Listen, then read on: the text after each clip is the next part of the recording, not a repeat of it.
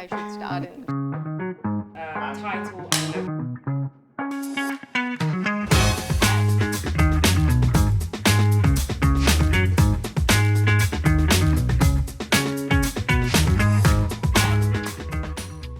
Hello, I'm Sumaira Mirza.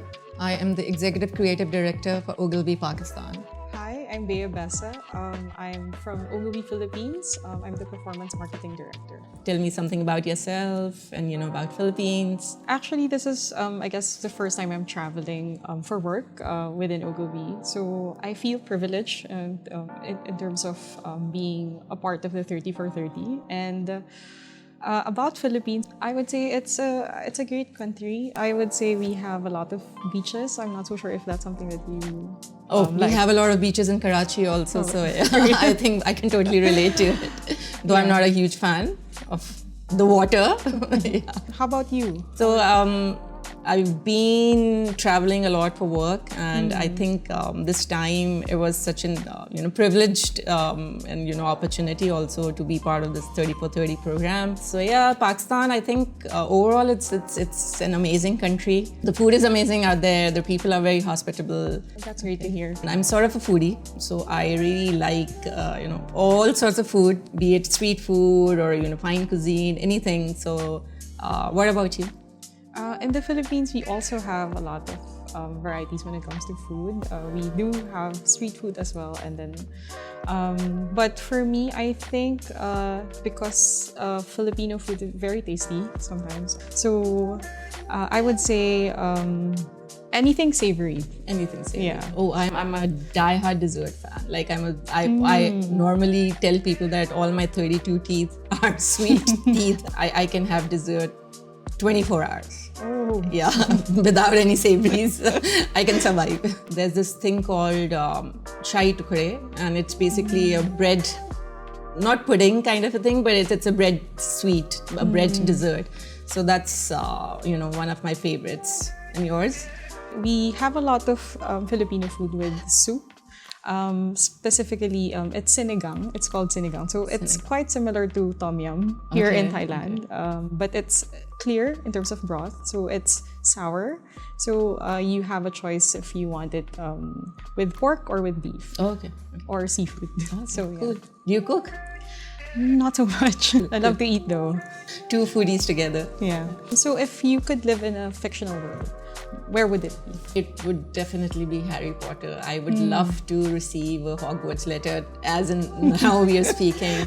I think the world is so amazing out there, telling and giving such a message to everyone. There's magic in everything, right? Even if you're down, there's magic within from which you can change whatever's around you. Yours?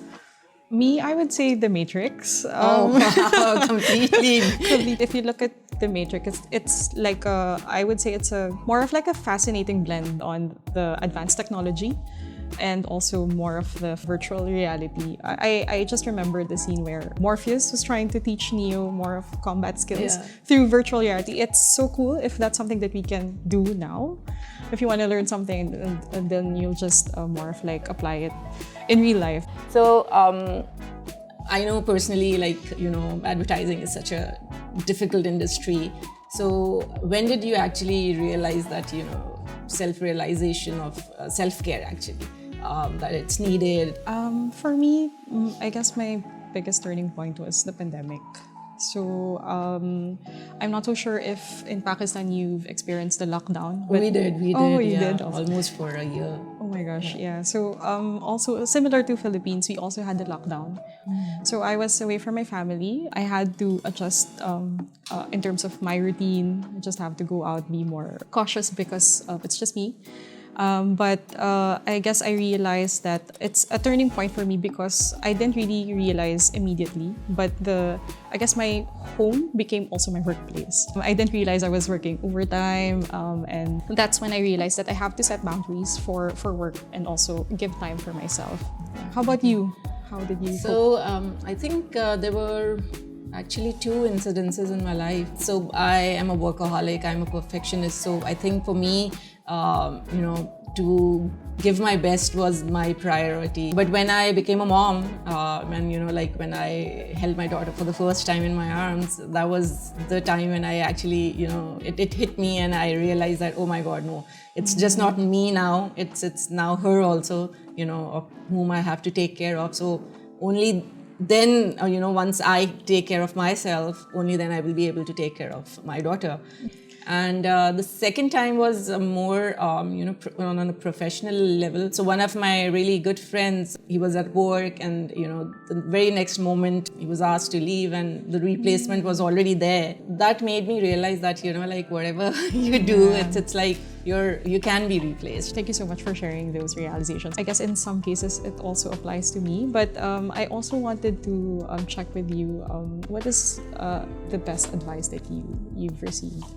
The best advice, I think there are actually two, and one of them, I still hear that advice because my father just does not want to let it go and he thinks I should be listening to him at this age also. That's again very Pakistani thing, like we have to listen to our parents, whatever they're saying, and we are obliged to do that. So he constantly tells me that the doctor can only prescribe you medicine, and it's you who has to take it, who has to gulp it down, who has to swallow that medicine in order to heal yourself and to cure yourself. It has actually helped me not only in my career but in my personal life also, that people will give you advices, people will keep on giving you suggestions, but it's up to you. You select and you choose the right one, and you apply that particular thing to your whatever your situation is, and then you move on. And the second one was, don't sort of brood over things that are not in your control. I mean, there are things in our lives that we know that they are beyond our control, but but still we ruin our present because of that. So I try. I mean, I know it's a little difficult, because people who like to have control on everything, for them not controlling and letting go is a difficult thing. But whenever I've done that, I think it has only helped me be a better person, or progress more in my career and in my personal life. So yeah, what about you?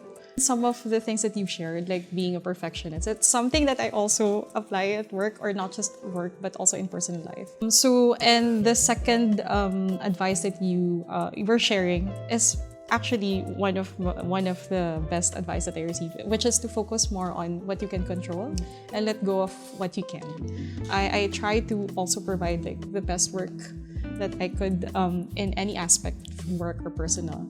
But it also has to be, I guess you have to also apply self-compassion and try to give yourself more of like a chance to adjust, because not everything is in your control, and those setbacks are really part of the journey.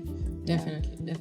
So taking from there, what basically, for you, the role of mentorship in your career, and how necessary it is for younger generation to have mentors like you, or your partners. We recently have like more of like a leadership program in the Philippines, where they identified the difference between mentorship and coaching. Oh, wonderful. Yeah, so I guess I realized there that there's really a significant difference between coaching and mentorship. But in the context of mentorship, it provides more of like really you trying to guide your mentee in terms of what to do, and also for you to assess if they need mentorship. So for me, it's important, especially in the professional field, at any stage of your life.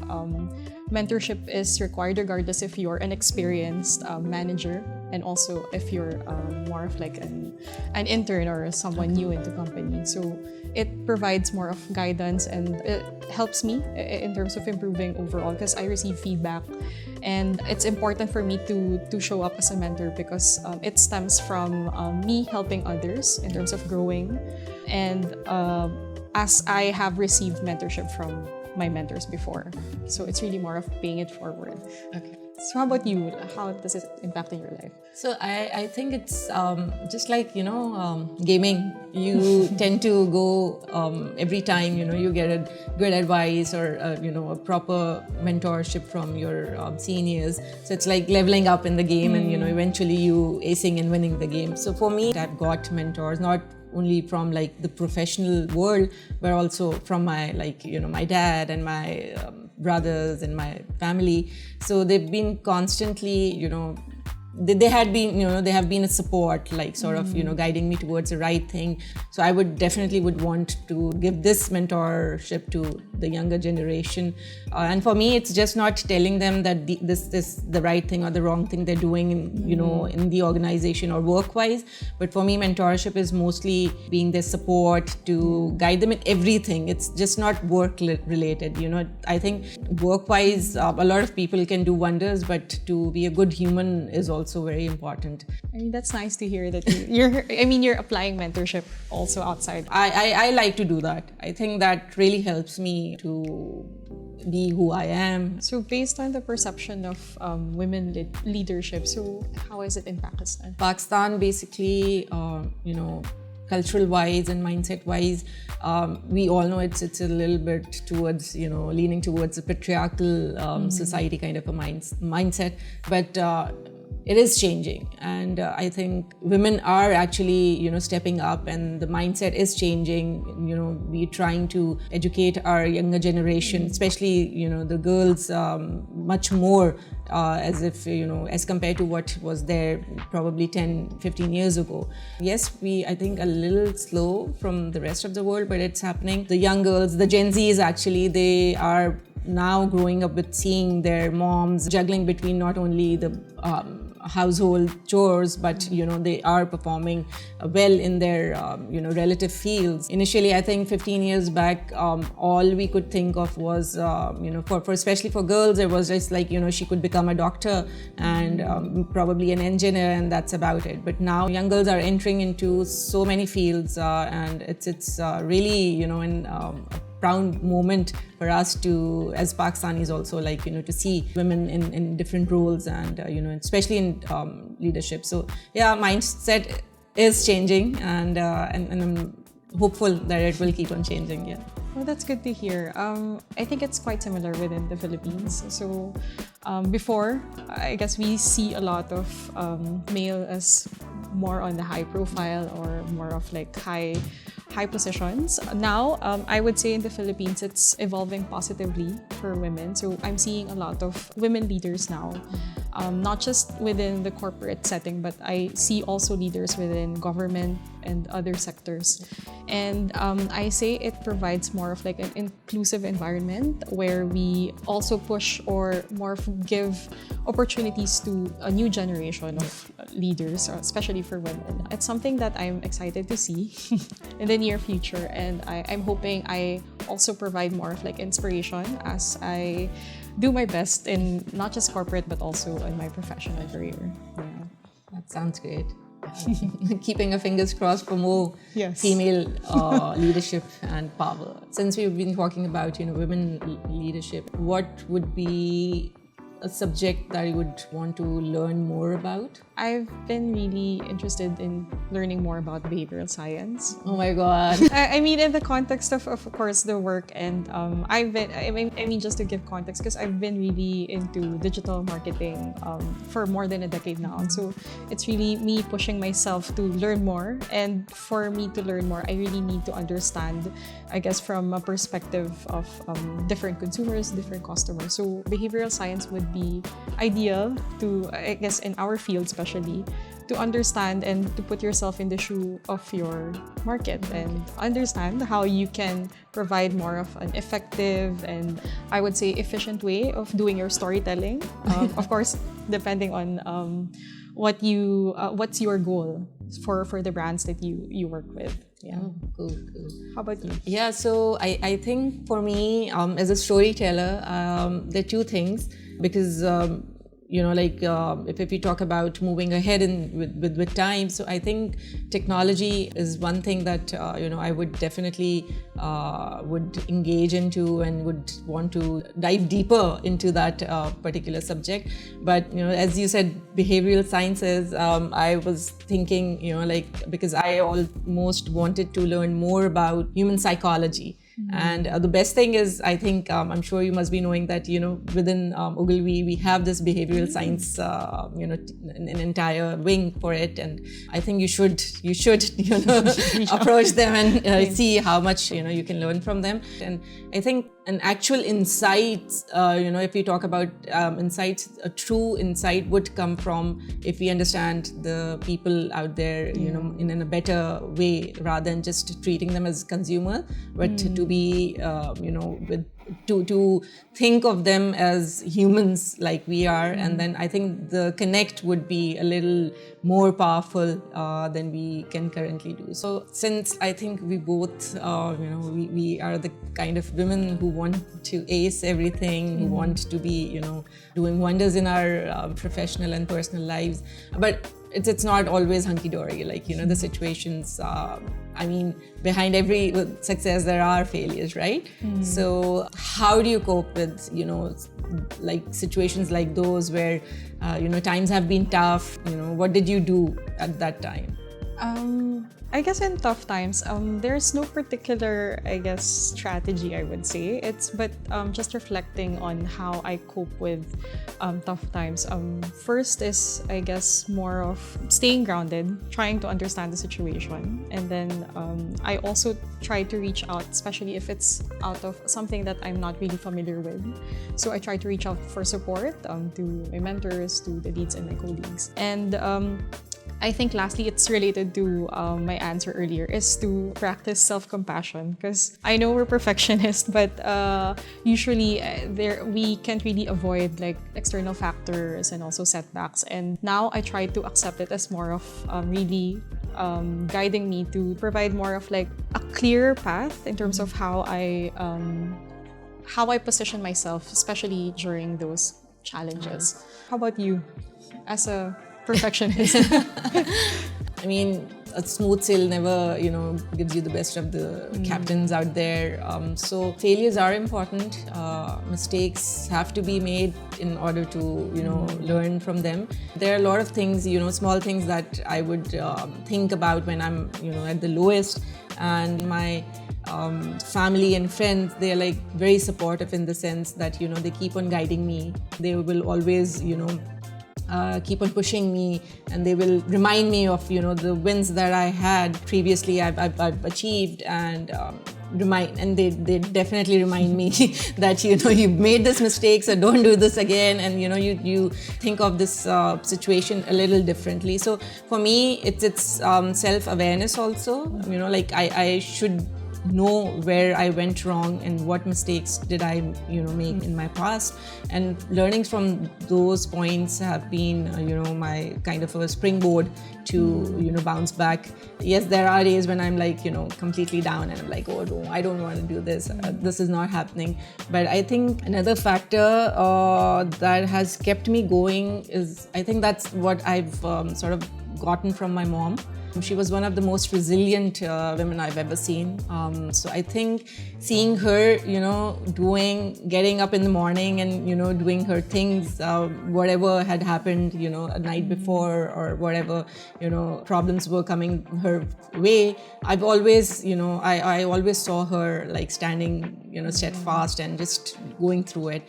So I think all these factors, learning from the past mistakes and, seeing my mom going through and, learning from her, and especially, people who are always there within the organization, or, my family and friends, I think they are the ones who would take me out of, the self-doubt or, the harsh self-criticism that I always do. So yeah, I think that has, all these factors actually have kept me going. It's great knowing you better. I'm excited to stay connected, and I hope I get to work with you. It was an amazing, a very small session, but it was a really wonderful conversation. Definitely looking forward to work with you. Let's stay connected. We are the talent. We are the culture. We are the modern exchange.